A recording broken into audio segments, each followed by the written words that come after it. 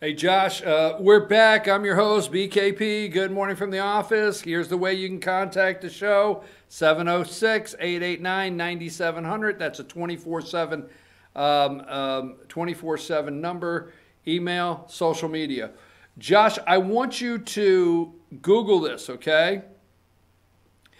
I want you to tell me how many places it shows up, because I want to see how many times this story shows up before I report it, so I can make sure it's not fake news or see that it is a solid story. You with me? And here it is. Transgender activist burned own dogs to death in fake hate crime. Transgender activist burned own dogs to death in fake hate crime. See how many times that shows up? Just tell me in a minute. Okay, folks, we're back again. I'm your host, BKP. And just to a real quick follow-up, you can find it online. House Speaker, for those following the story, we'll talk about it around the 9 o'clock hour.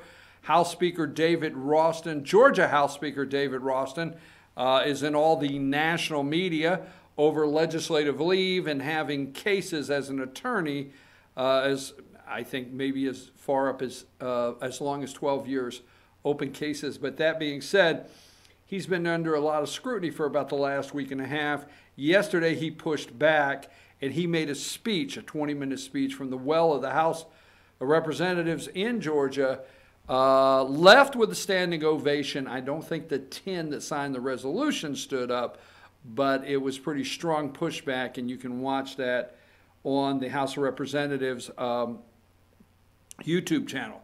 Now, that being said, moving right along, how did we get here?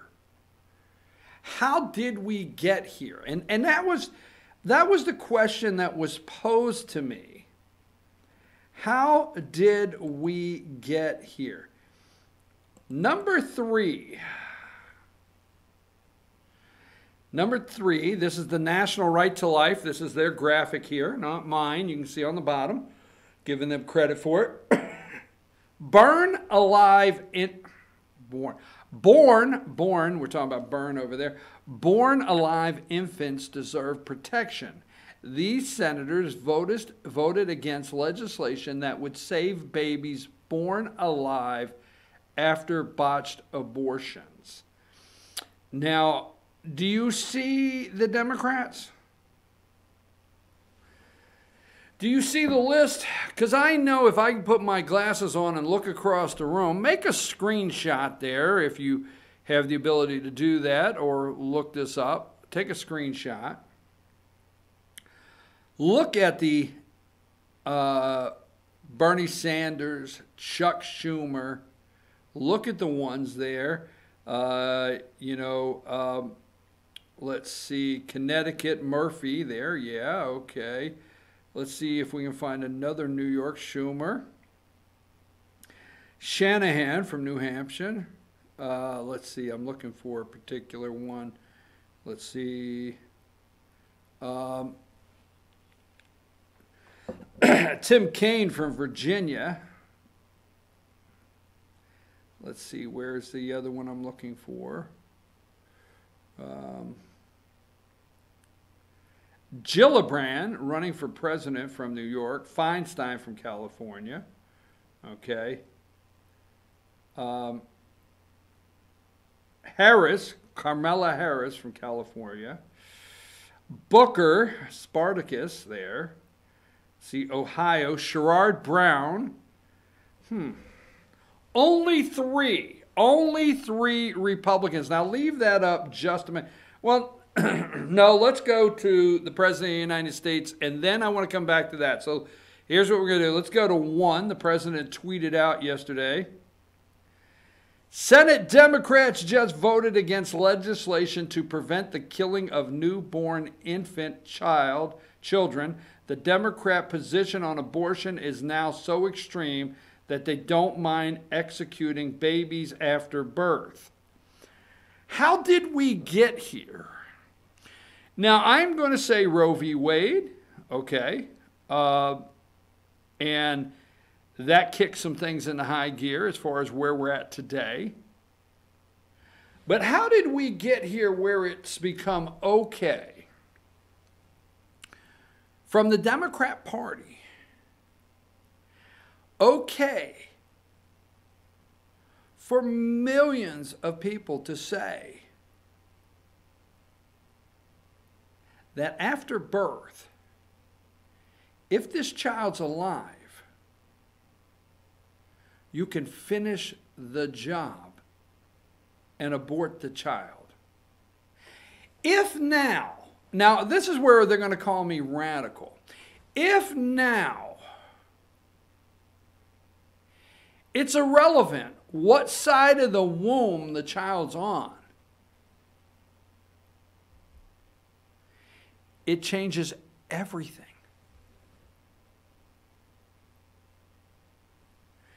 You could tell me that I am taking this to the extreme. I think taking to the extreme is Democrats and people okay with murdering a child that's delivered during an abortion. You got to stay with this. How did we get here, number one? And I think America's asking that today. I think they will in the next election. How did we get here? There's going to be Americans that go back from when Roe v. Wade was was passed in the Supreme Court. And they're going to say, okay, I was sold on this because I did not want coat hanger abortions in back alleys.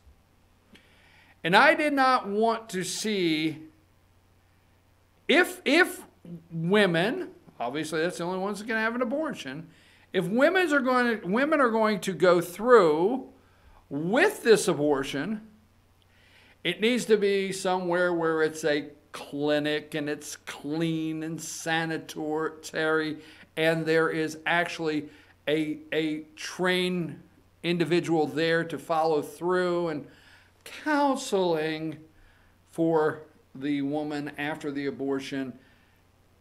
If they're going to go ahead and do it, then that's what I would rather see, not quoting me, right? I'm saying, how did we get here? So in Roe v. Wade, maybe that's what happened in the starting of justifying it. That back then, remember the coat hanger? Everybody knew back then that we did not want women in back alleys with somebody, or these underground abortion clinics that we did not know were sterile, clean, somewhere with a trained individual that could actually do this. So we convinced ourselves, not me, America, we convinced ourselves in many ways that if you wanted an abortion, okay, it needed to be done the right way, and I guess I'm okay with that, although I just don't agree with it. But, if it's going to be legal, then that way at least it can be handled properly, okay? How did we get here? And then we got into late term, defining when, okay? We went through a stage of, remember, telling mom and dad. This has been fought all the way through. How did we get it? Remember through the 80s or whatever when, okay, and we started finding our way through abortion, and we said, okay, well, if an individual is this age, okay, the parents have to be notified. Well, now different states got into it, writing different legislation, and it was tested, right? So we went there. Then we got into, does the father have the right to know? Well, hell no, it's my body, it's my health, and, my decision. But we got into, should a father have the right to know? It's notification. Now, I'm not glossing over, but there's a lot of stuff I'm not going to really be able to get into. We went into late term, and we said no. We said no third trimester. No, absolutely not. But then the left said, here, listen to us. It's not that we want to. Okay? We went from abortion at conception with we didn't want it in back alleys. And at least we wanted it done by clinics that were sterile and had trained people to now third trimester. And we said, no, this is not okay. We're not okay with this. Then what did Democrats do? They rushed in what they found to be medical explanation. Oh, we will set back for medical explanation. Now, I'm not saying America is okay with late third term trimester abortions. I'm not saying that. But we decided then we would put medical. And we started writing all of these. And this is from Planned Parenthood. And this is from all the ones out there that justify murder, period. So they went through medically. It started that the baby may have diseases, the baby have deformities, that we could go in. Is it amniocentesis? Okay. We could pull fluids. Okay. We could do testing. And if in the late term, deformities or things that will be, health risk to the mother, and basically it's not a viable fetus. So then we brought the medical industry in, and we tried to sell America that that would be okay. Why, if you decide that this individual is going to have so many deformities, the quality of life, no life whatsoever, live on machines, have no brain function, and it's just going to be, $900 million worth of care to two parents that can't afford it, that will ruin their lives, then I guess we leave that up to the family to make that decision. These are all the ways that we continued to justify this murder, the Democrats. Now, we've gotten to what I learned. I did not know this term. I'm happy not to know it. I mean, I don't come in here hoping I have all these answers. But then we went into infanticide, okay?